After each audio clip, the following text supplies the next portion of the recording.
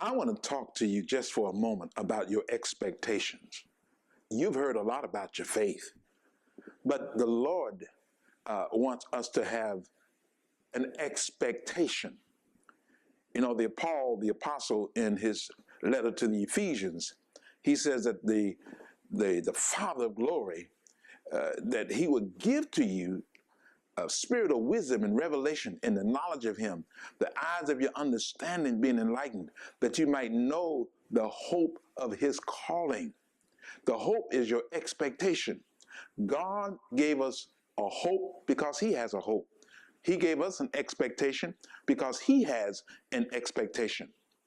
And the Apostle Paul in Philippians 1, in writing, sitting from a jail cell, he says, now I know that this preaching of the gospel outside of the prison, whether it's for envy or out of love, I thank God that Christ is being preached, and I know that this shall turn to my salvation.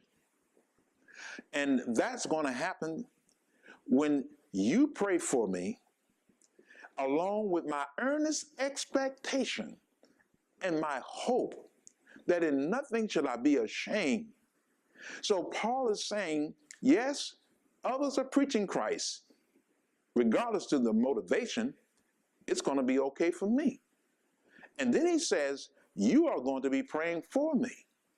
But whether they're preaching or whether you're praying, I must have an expectation. Friend, you must have an expectation. Not just a measly hope that, well, I hope something happens. No, according to the scriptures, that earnest expectation and hope that Paul had while sitting in a jail cell was the final part of what was needed for God to move on his behalf. So I know that this shall turn to my deliverance, Paul says. Do you know that whatever you're going through, whatever you're facing, as a man or woman of God, you're on the front lines, you're having all kinds of challenges? Yes, you may be limited, obstructed, delayed. Do you have an earnest expectation and a hope that is the missing link, perhaps, for all that others are doing, and yea, even praying for you?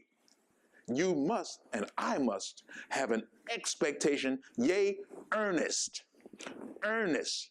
It's like Christ in the Garden of Gethsemane, when he prayed, if it be possible, let this cup pass from me. Nevertheless, not my will, but thine be done. An angel came from heaven and strengthened Christ, and he was in more agony. He prayed more earnestly. Do you have that type of an expectation that God measures the intensity of your expectation and determine what and when and how the manifestation will come about in answering your longing in heart and your need in ministry? My friend, be encouraged.